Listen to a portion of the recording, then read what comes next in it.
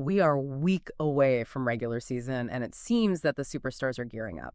And that is perfect timing for us to dive deep into the source material you shared with us. We got a fantastic scouting report here covering the reigning champions, the biggest contenders in both conferences, and yeah, that splashiest new acquisition that kind of shocked the league this summer. Exactly. And our mission today really is to move past just the superficial preseason box scores. We want to extract the actual telling signals, Yeah.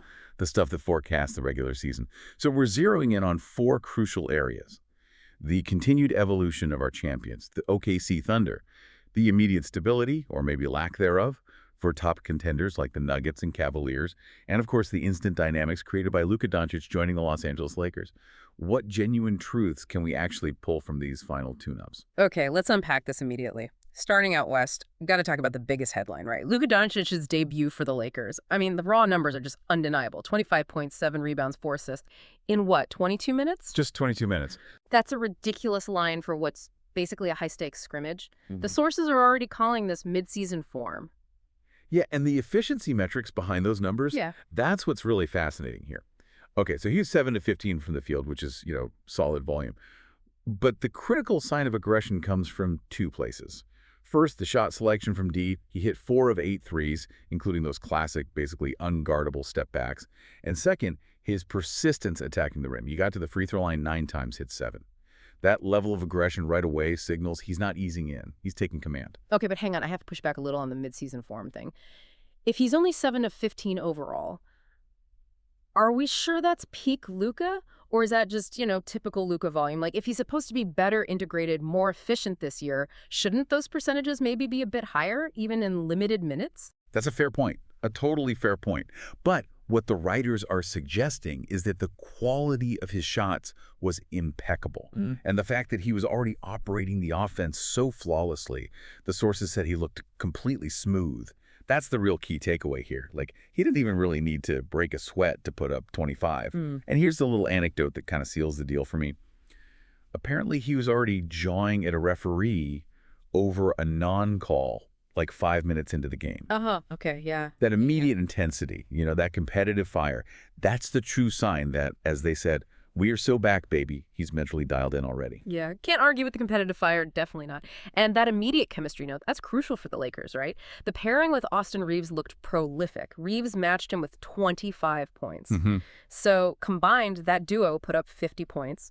That tells you the offensive floor for the Lakers is pretty solid, even while they're still figuring out the rest of the rotation. The engine seems tuned. Exactly. Yeah, when you have 2 guys who can just generate 50 points together that easily, you got a foundation. You can definitely build a championship contender on that. Okay, speaking of immediate superstar pairings and high-level offensive foundations, let's shift gears north a bit.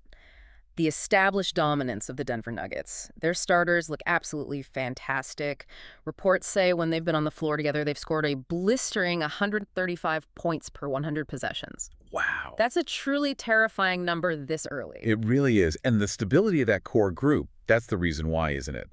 But the real spotlight, I think, belongs to Jamal Murray. The reports on him are just glowing, describing this as maybe the best Jamal Murray has ever looked to start a season. Really? Yeah. He's sharp. He's showing immense intent, clear leadership, and he is visibly in phenomenal shape. Just looks ready. And the numbers certainly back that up. 30 points, 9 of 18 shooting in just 27 minutes.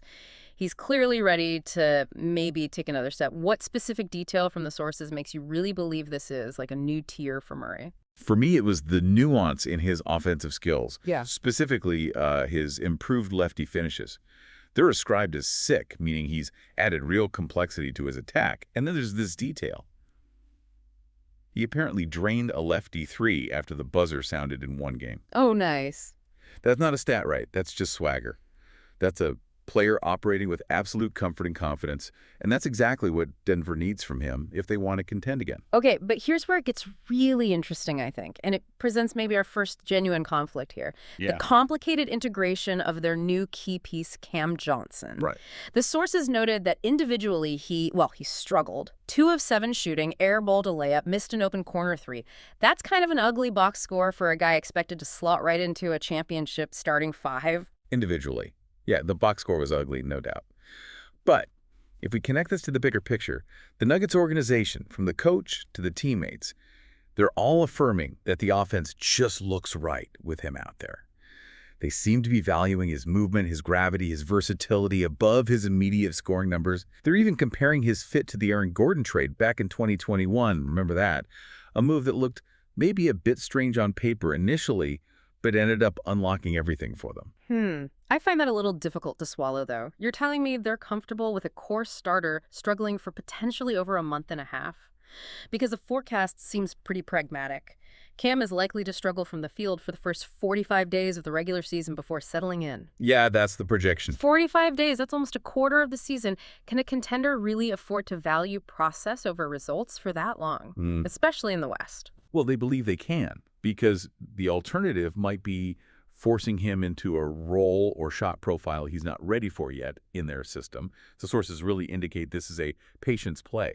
They're betting that his presence, just the way he stretches the floor and keeps the defense honest, pays dividends for Jokic and Murray immediately, even if his own shots aren't falling. It's a calculation, right?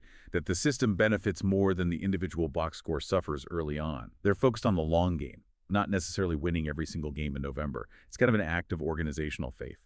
That is a philosophical gamble. Okay, let's shift gears to a team that seems to be reaping the rewards of their own long-term faith. The reigning champions, the OKC Thunder, their core is still growing somehow. And Shai Gilgeous-Alexander, SGA, remains purely elite. He put up, 23 points, 6 assists, 3 steals, and a block in just one half of basketball. Yeah, just 20 minutes. The growth narrative around SGA is just captivating. And it's not really about the scoring anymore, is it? It's the evolution of his playmaking. We're seeing passing described as adventurous and next level. They specifically cited a bounce pass he made across the baseline to the corner. Ooh. Okay, that specific read, it's a high-difficulty cross-court pass designed to beat the rotating defense. That's something only truly elite playmakers even attempt, let alone complete. It suggests he's really becoming a next-level facilitator, capable of maximizing the space all their shooters create. And crucially, you mentioned shooters. The sources noted he's knocking down catch-and-shoot threes now, too. If your primary ball handler starts working effectively off-ball more often, that just elevates an already great offense to potentially historic levels, doesn't it? It makes them so unpredictable. Absolutely. It keeps the defense completely honest when he's not just pounding the ball. But, it's not just SGA powering this team. Cason Wallace looks like he's taking a tangible step forward, too. He had 8 assists in one game, mostly off the catch, and 5 steals. He's described as a tenacious, inside-your-shirt defender who plays with real force. Wow! And the overall team identity. The Thunder's defense has apparently not missed a beat in preseason. That signals their suffocating defensive core identity is firmly established. They know who they are. Okay, before we leave OKC, there was that kind of fun detail about the big men. Isaiah Hartenstein hit a preseason 3. Oh, yeah. Now, if he can consistently hit the 3, wouldn't that just be the final terrifying piece for this offense? Why are the sources so quick to sort of dismiss it as a real thing? That's a great question, and I think it speaks to really smart roster management, honestly. While it's exciting to see him hit one, the consensus seems to be it won't become a regular season staple. Why? Because the Thunder are already so talented at volume shooting from other positions. Hartenstein already spaces the floor incredibly effectively with his elite passing and his floater game. Those are high-percentage, repeatable skills unique to him. Right. His passing is key. Exactly.